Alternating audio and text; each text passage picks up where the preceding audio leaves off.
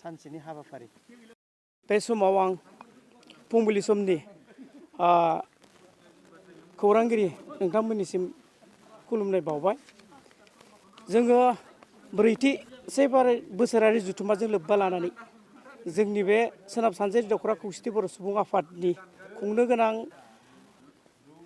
हाबाफारियाव जोङो बेखौनो सानदों जोंनि दख'रा आफाद बोसोराव मावलांनाय जोङो रायजो राजाजों गोरोबनानै खामानि मावलांनो नाजानाय जादों।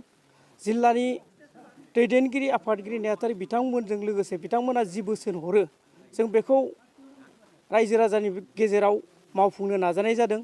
दा जों बेसेबांसिम मावनो हादों जों बेखौ मिन्थिया, रायजो राजाफ्रा जोंनि बे मावनायखौ मिन्थिगोन। जों उन समावबो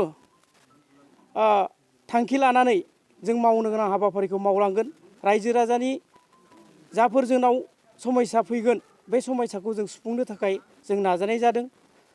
दा बेवहाय जों बेखौनो बुंनांगोन दिनैसिमबो गोबां आफाद दङ। दा बे आफादफ्राबो जोंबाबो मावजोबनो हायाखै होननानै आं सानदों। जोङो उन समाव बेखौ मावलांगोन। दिनै जोंहा ब्रैथि बोसोरारि जथुम्मायाव जोङो गिबियावनो फिरफिला बिरखांबाय, बेनि उनाव मुंख्लं बिबार बावदों, बेनि उनाव जों रायजो राजाफोरजों दान्दिसे सावरायनाय लादों जों 11:30 बाजियाव। बेवहाय गासै गामिनिफ्राय आफादगिरि नेहाथारिजों लोगोसे बोसोनगिरियानो जा बा साबा लेंहरनानै जों बिथांमोननि सुखु दुखुखौ खौरां लानानै लोगोसे गासिबो रायजो राजानि बिथोन बायदियै रायजो राजाजों खौसे गोरोबनानै जों खामानि मावलांनो नाजागोन। दा आं मोनसे खोथाखौ सोलोंथाइनि बेलायाव बेखौनो दिनै एसे नोंथांमोननोबो बुंथिनो सानदों। खौराङाव बिजों हिसाबै हयथ' गोरोन्थिबो जानो हागौ, थेवब्लाबो आं बेखौ एसे बुंखानो सानदों। सोलोंथाइ होनोब्ला जोङो गोबां समाव सोलोंथाइनि खामानि मावनायनि मुङाव गोबां सावरायनाय जाबाय थादों।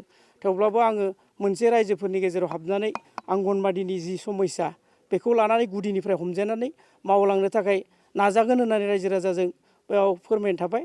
आरो बुंनांगौ दंब्लाबो आं बेखिनिखौनो दिनैनि बे जे आलासि हिसाबै जोङो जोंनि जिल्लानि मानगोनां आफादगिरि मुस्रि गेलां राथिराम बसुमतारिखौ जों लेंहरनाय जादों। लोगोसे जोंनि जिल्लायावनो थानाय बोसोनगिरि बिथांमोनखौबो जोङो आलासि बुंथिगिरि हिसाबै लेंहरनाय जादों। दा बेवहाय बिथांमोनाबो रायजो राजानि समस्याखौ मिथिनानै आरो माबायदिबा मोजां जागोन बेखौ बिथांमोना बुंथिगोन। गिबियाव बयनिसिमबो खुलुमनायखौ जासिग्रोबाय।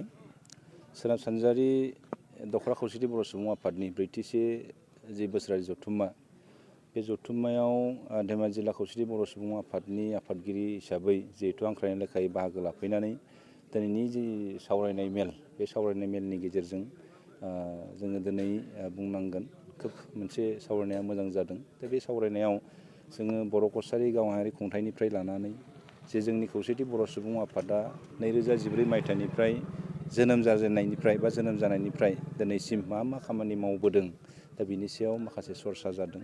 आरो बेवहाय जोङो जोंनि दख'रा आफादफोरखौ जोङो खावलायदों जे फैबाय थानाय समाव जे जोंनि फरायसा फरायसुलिफोरखौ मोजां गुन गोनां सोलोंथाइ लानो थाखाय बा गाव गावनि आथिङाव गसंनानै थानो थाखाय जिहेतु जोंनो सोलोंथाइनि प्रयजन दङ, दा बैफोरखौ लानानै जोङो दख'रा आफादफोरखौ खावलायदों जाहाथे फैबाय थानाय जि जोंनि फरायसा फरायसुलिफोर जाहाथे जोङो मोजां जोंनि स्टुडेन्टफोरखौ गुन गोनां सोलोंथाइ लाहोनो हायो। दा बेखौ थुलुंगा होनो थाखाय जोंनि दख'रा आफादफ्रा जिहेतु साननैसो उनाव मेट्रिक आरो हायार सेकेन्डारि परिखाया फैगासिनो दङ, एग्जामा फैगासिनो दङ।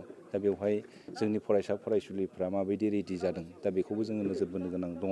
आरो लोगोसे जोङो गोबां खोथाखौ सावरायबाय जे बर' कसारि अनसाइ गावारि खुंथाया 2020 मायथाइनिफ्राय दिनैसिम मा मावबोदों आरो मा जानो थांगासिनो दं आरो उनाव मा मावगोन, बेनि सायावबो जिहेतु जोंनि गेजेराव बुंथिगिरि माखासे बिथांमोना दंमोन, बेनि सायाव जों गोबां खोथाखौ सावरायदों। फैबाय थानाय समाव जों आसा खालामदों जाहाथे जोंनि बर' कसारि वेलफेयार अट'नमास काउन्सिला बिटिआरनि बायजोआव जिहेतु जोंबो काउन्सिल मोनसे मोनबाय, बे काउन्सिला जाहाथे जोंनि बर' रायजो राजाफोरनि थाखाय बा जोंनि उन जोलैफोरनि थाखाय बा जोंनि रायजो राजाफोरनि डेभेलपमेन्टनि जा खामानि मावनो हायो, दा बै खामानिफोरखौ जाहाथे जोङो जिहेतु मोनसे सिगनेटरि अर्गेनाइजेसन जानानै जे बर' कसारि वेलफेयार अट'नमास काउन्सिलनि जि खामानि मावनाय दा बेखौ नोजोर होनांगौआ जोंनिबो जिहेतु दायित्व दङ आरो मावनांगौनिबो जिहेतु दायित्व दङ दा बेखौ जोङो खामानिफोरखौ मावलायनो थाखाय बा खामानिफोराव बाहागो लानो थाखाय जोंनि दैदेनगिरिफोरखौ जोङो खावलायदों आरो सांग्रां जानो थिनदों आरो जोंनि रायजो राजा बिथांमोनखौ जों खावलायदों जाहाथे फैबाय थानाय समाव जोङो जा खामानिफोरखौ जोङो मावगोन बा जों जिहेतु जोंनि जातीय संगठनफ्रा बेवहाय दिनै गोबां जातीय संगठनफोरनि दैदेनगिरिफ्रा बाहागो लादों बाहागो लानायनि गेजेरजों जोङो खौसेयैनो जयैनो खामानि मावलांनायनि जि थांखि आरो नोजोर दङ बा जोङो बुहुमाव जोंनि बर' माहारिखौ जिहेतु गेरेमसा माहारि हिसाबै सिनायथि होनांगौब्ला जोङो जयैनो थानायनि प्रयजन दङ हिसाबै जोङो खौसेनो थागोन बा खौसेनो थानानै खामानि मावलांगोन बेनि सायावबो माखासे सरसा जादों आरो फैबाय थानाय समाव जोङो गोबां खामानि जिहेतु मावनो दङ मानसिनाव जिहेतु जोनोम जादों जेब्ला खामानिया जोबनो गैया जोङो खामानिखौ मावनांगोन जोङो फैबाय थानाय समाव जोंनि इयुन जोलैफोरनि थाखाय जोंनि जि मावनो लानाय थांखिफोरखौ जोङो जोंनि दैदेनगिरिफ्रानो जोङो फोरमायलांनांगोन फोरोंलांनांगोन अब्लासो जोङो जोंनि जि जेनेरेसनफोर फैबाय थानाय जेनेरेसनफोर बियो थ' जोंनि रायजोनि बा हारिनि खामानि मावनो थाखाय खाबुखौ मोनगोन।